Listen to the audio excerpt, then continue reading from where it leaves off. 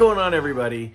So one of the most common questions that I'm asked, and one of the most common things that I think comes up with collectors, with fellow collectors, is where is their value, right? Where is there a good deal? Is there something that seems underpriced? Because if it's underpriced now, it's possible it won't always be underpriced, and then I could buy it before it becomes where I think it should be priced.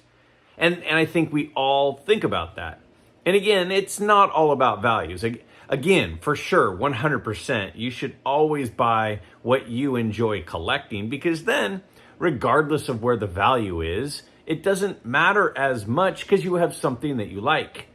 But if you buy something you don't really like and then you get stuck with it because the value goes down or it doesn't go up like you think, then that could be disappointing.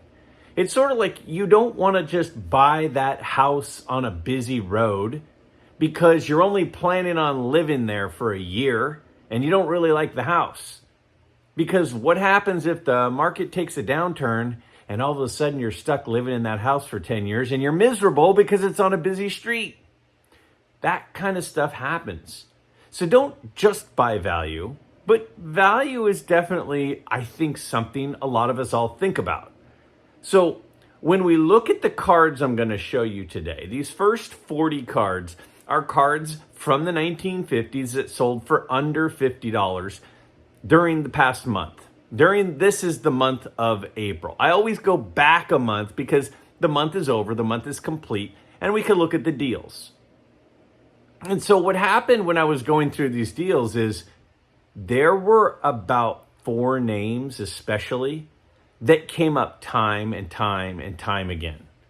And I'm like, why is that happening? Now, there could be a reason for it, I suppose. But more than anything, I think it's just these 4 or 5 players kind of are selling for fairly cheap. And some people would say, well, the reason they're selling for fairly cheap is because they're not popular. Nobody wants their cards. That's why they're cheap. Well, there's no doubt the demand plays a part of it. But if these are players that you do like, it seems to me like some of their cards this last month, during the month of April, sold kind of particularly cheap, and those names kept coming up. You know, when markets are moving up or down, some of the times the things that move first and the things that move last are either the big ticket items, the things that everybody wants, and the things that are less on the want list, the things that are lower in demand. So are these players lower in demand? And if they're lower in demand, will they always be lower in demand? Because the players that came up a lot on this list, and you're going to see, they come up a lot. They're great players. They're Hall of Fame players. They're well-known players. They're integral parts of the story of baseball and the history of baseball. So I'm going to show you first 40 cards from the 1950s that sold for under $50. And we're going to kind of track, to a certain extent, those particular players that I think come up a lot. At least they did this month. And then remember, at the end, we're going to do 10 what I call moonshots, 10 of the biggest purchases from the 1950s during the month of April. So we got 40 cards under $50. Why again? Because that's a price range that most of us can participate in. It's not always about the super high eye candy, the goal cards for a lot of us. It's also about the cards that we want to participate in, and we want to buy, and we want to collect. And these are 40 cards that I thought were a particularly good deal. Now, as always, I'm going to share my 5 picks for the ones that I found most mind-blowing, the ones that I was most surprised by, that card sold for that price. This month, there were probably more than what I normally remember. It was harder to choose just 5. But it's also interesting because when you go back to the 1950s, you're not going to see a lot of Hank Aaron. You're not going to see a lot of Roberto Clemente or Willie Mays or Mickey Mantle. That's going to be really rare. And if those cards sell for under $50, they're usually in really, really low condition. So what you're kind of going to find, at least when you go to the 1950s, is you're going to kind of find a lot of those second tier guys. Second, maybe even third tier Hall of Fame type names. But again, some of them kind of still surprise me because of the condition of the card, the year of the card, the quality of the card, and the players in question, and the historical significance that some of them played. So let's look at those 40 deals. Let's kind of keep track, or at least consider, the names that keep coming up, because I think that those players are kind of the low-hanging fruit right now for the value purchases of some of the all-time best players, but at really reasonable prices. And then at the end, we'll do our 10 moonshots, those big purchases. It's not the 10 biggest purchases, but it is 10 really cool cards, 10 big buys from the 1950s that happened in April. Let's check this out. All right, first one, a 1951 Bowman Larry Doby card in an SGC2. That's a really well-centered card. It's a beautiful card. It's one of my favorite cards of all time. And it sold for $48 last month. And we're going to start it off blowing my mind. That is one of my 5 picks. I was stunned when I saw this. Larry Doby is one of the names you're going to see a lot today. I don't get it. He's a really important player. How about the 56 Topps, Robin Roberts, in a PSA 5? You got a Hall of Famer, a really well-centered card, a really nice-looking card for $46 in a PSA 5 from an important set. Hall of Fame pitchers. Speaking of Hall of Fame pitchers, how about the 58 Topps Sandy Koufax? Now, it is just a PSA 2, but it's got great eye appeal. It's really well-centered. $46 on this 58 Topps Sandy Koufax. That seems like a pretty darn good deal. Another pitcher. Now, this is another name you're going to see a lot. I don't get it, but the 1959 Topps Warren Spahn in a PSA 5. It's a really, really nice card. Sold for $45.75. And the pitcher thing. Pitchers get no love, especially from the 50s. We've got another 51 Bowman, this time another Robin Roberts. And this is an SGC 4, sold for $45. I mean, in the 51 set, a 4 is a solid grade. Another pitcher, a 59 Topps Whitey Ford. Now, Whitey Ford is another name you're going to see a lot today, and I think is a low-hanging fruit for sure. This is an SGC 6 for under $45. And it blew my mind for sure when I saw this nice of a card of Whitey Ford for under $45. An SGC 6, that's a gorgeous card. Al Kaline doesn't get much love. We've got a 1956 Topps Al Kaline. So this is his third card. It's a PSA 3, a really well-centered copy. $44 for his third card. One of the best hitters of all time. Won a batting title when, what was he, 19? How about the 1955 Bowman Roy Campanella? I mean, 55 Bowman Roy Campanella. That's wild. And a Dodger, everything. PSA 4 for $44 for the 55 Bowman Campanella. How about a 59 Topps Ernie Banks in a PSA 4? That's a nice looking card as well. Really well centered, great color. The 59 set got that green background for $43.42 on the Ernie Banks. Prolific power hitter. How about Another Whitey Ford. Again, Whitey Ford shows up a lot. Larry Doby shows up a lot. Warren Spahn shows up a lot. This is the 57 Topps Whitey Ford in an SGC4. Sweet looking card. $43.26.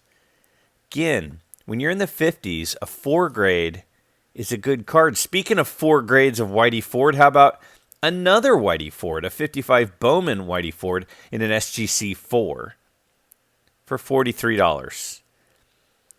So pitchers don't get love. We kind of know that. Only a handful of them do.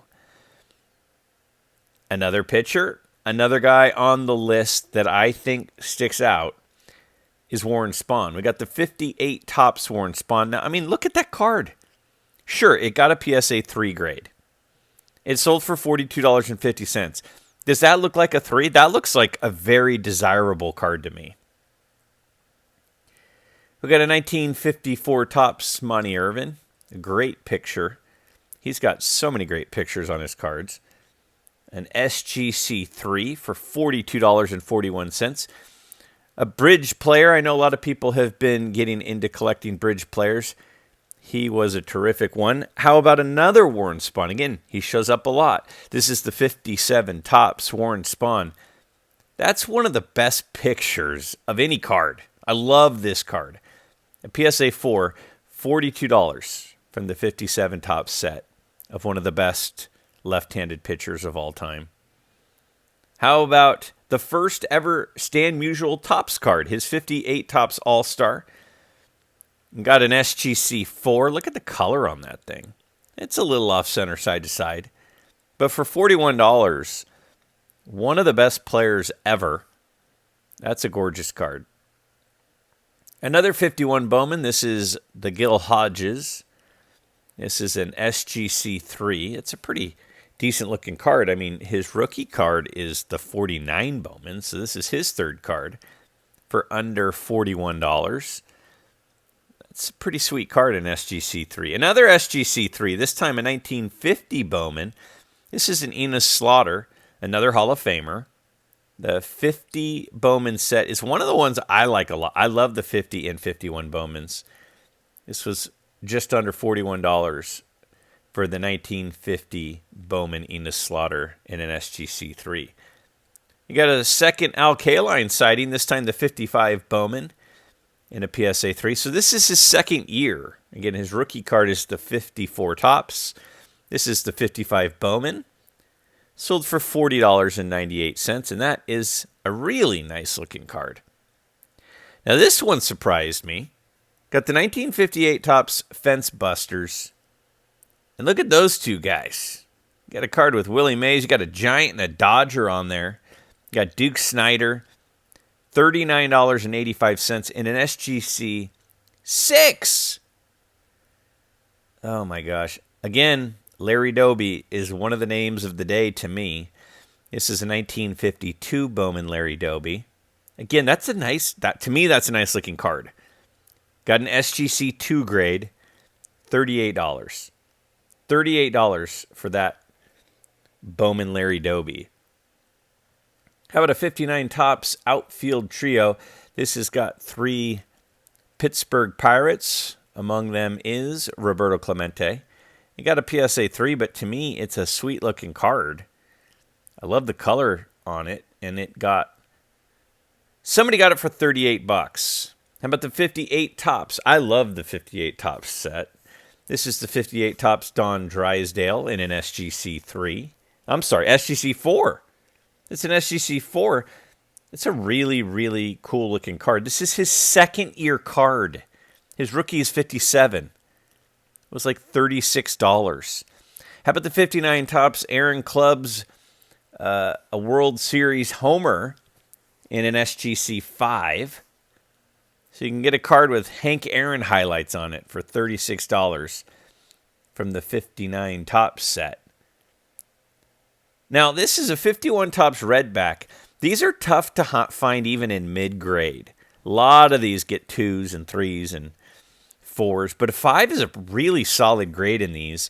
And this is an early win, a Hall of Famer, for $36 for the SGC5. I thought that was a great deal. How about a Sparky Anderson rookie card from the 1959 Topps set? Received a 6th grade from SGC, $36. That's a sharp card. I was looking that one over really good, and the corners are super sharp on that. How about a 51 Bowman Bob Lemon? Again, the 51 Bowman set is like one of the 5 or 10 most famous sets of all time. And this is about the 4th card we've seen from the set of a Hall of Famer for under $50. This one was $36. The Bob Lemon card was a PSA 5. Now, this is one of my favorite looking Larry Doby cards. But again, Larry Doby shows up. It's about the 4th or 5th time already. This is a 54 Bowman Larry Doby in a PSA 4. And it looks like a really nice card. $35.60. Larry Doby's really important. Another Larry Doby. Why are so many Larry Doby's cards selling this cheap this month? A 57 Topps Larry Doby in an SGC 5. Look at that card. That's a beautiful card. Hard to find 57 centered. An SGC 5 for $32.41. How about a football card? A Hall of Famer in Frank Gifford. The 1957 Topps set. And a PSA 6. Now look at that card. That's a really sharp, really well-centered card from 1957 of a Hall of Fame football player for $31.10. Minnie Minoso is a name that seems to show up a lot as well. This is the 57 Topps Minnie Minoso. Again, a hard centering set, but this one is really well centered. Got an SGC 4 grade, $31.08 on the Minnie Minoso. You got another Monty Irvin. He's shown up a few times. This is the 55 Topps Monty Irvin in a PSA 4, $30.74. And people always say, well, Greg, there's shipping. Okay, $5. There's tax. Okay, $2 or $3. You're all in under $40 still. How about another 57 Topps in a PSA 6? This time it's Bobby Lane, one of the great Detroit Lions players. $29? I mean, it's $20 to grade it. It's a Hall of Famer. We got another Minnie Minoso. Again, Minnie Minoso is one of those names that I feel like I've seen several times in this episode. This is the 54 Bowman Minnie Minoso in a PSA 4 for $28. Just a few dollars more than it would cost to get the card graded. Drysdale showing up again. This is his 2nd or 3rd time for him. This is his 3rd card, the 59 Topps Don Drysdale in an SGC 5 for $27. So we've seen his 2nd-year card and his 3rd-year card, both well under $50. Again, Minnie Minoso. So we've seen a lot of Doby, a lot of Spawn, a lot of Drysdale, a lot of Minoso. I don't understand. $27 for the 1956 Topps Minnie Minoso. Those guys seem like value to me. Now look at this. In 1959, Fleer made a Ted Williams set, as many of us know. And this is kind of an iconic one to me. It's the farewell card, where he's given his farewell speech. It's an SGC 8.5 for under $27. Yes, I think my head literally exploded on that one. That blows my mind. An SGC 8.5 of a Ted Williams from 1959. How about the 1958 Topps Braves Fence Busters? Now, there's some big boy names on that card, including Eddie Matthews and Hank Aaron. I think it's a sweet-looking copy of it. It looks fairly sharp to me. $26. Whitey Ford is another name we've seen several times. To me, he's a value play. One of the best left-handed pitchers ever. This is his 58 Topps card, which might be my favorite looking of his cards, for $26 in an SGC 3.5. And that also receives one of my 5 mind-blowing choices. That's my 4th pick. I've got one left. As always, let me know if you disagree or agree with my choices. How about a 57 Topps Eddie Matthews? Now look at how well centered that one is. Received an SGC 3.5. It's a beautiful looking card. Eddie Matthews. $23.50. $23.50 for that beautiful card. Now, one of the best linemen of all time, Roosevelt Brown, Rosie Brown, in a PSA 6 from the 1957 Topps set. I think this is his second card, if I'm not mistaken. $12.09. Yes, that's my final pick for the most mind-blowing picks from the 1950s, under $50 for this month. Now, let's take a look at the April moonshots. Now, these are 10 big-time purchases of some big-time cards. Not the 10 biggest, but 10 that I found really interesting. How about the 54 Topps Jackie Robinson in a PSA 8? What do you think that sold for? Well, how about $8,000? That is a gorgeous card. Now, some people really like the 54 Topps Jackie, and some people don't. I like it. I don't think Jackie Robinson has a bad card, in my opinion. And, $8,000 is a lot, but there aren't a lot of PSA 8s of that card. How about one of the best Mickey Mantle cards, the 53 Topps? Got a PSA 6. That's a gorgeous copy. That sold for $9,600. As the 51 and 52 mantles are pretty much unaffordable for most of us now, it just is kind of like a domino effect of now the 53 is getting out of reach. And it's kind of slowly moving that way. The 54 Bowman is probably next. That is a beautiful card that someone got. Now look at this one. This is a gorgeous SGC 4 of the 1952 Topps Willie Mays. That is a gorgeous example. I would love to have that example. So hard to find 52 Topps cards well centered. And this one was $10,000 that somebody paid. That's a really nice card. I don't know what these usually go for, but that seems like a good deal to me, believe it or not. How about the 59 Topps Stan Musial? The first Stan Musial base card. Again, he had the 58 All-Star for Topps, but his first base card is in 1959. And this was $11,000 for the PSA 9. Now, if you're trying to put together like the best Stan Musial run of all time, I guess you have to pony up when there's a card like a PSA 9 comes up, because it's not going to happen very often. How about a Bill Russell rookie card, autographed, PSA authenticated, with an auto grade of 10? I mean, there aren't many items that would be better if you are a Bill Russell card collector than his rookie card autographed. And this one sold for just under $12,000. The 1951 Bowman, the rookie card of Willie Mays in a PSA 5. I think that's a really nice looking one. Color is outstanding. It sold for $15,300 on the 4th day of April. Again, PSA gave this one a 5. I don't know, it's pretty sharp. Color's great. Centering's certainly not bad. That is a wonderful card that somebody picked up. Also in April, how about the 55 Topps Roberto Clemente rookie card? This is in a PSA 7 holder. It sold for $21,170. I mean, Roberto Clemente rookie cards, even in a 1, are selling for around $1,000. This one's in a 7. Arguably the best looking Jackie Robinson card is the 52 Topps. This card seems to have absolutely skyrocketed in price over the last several years.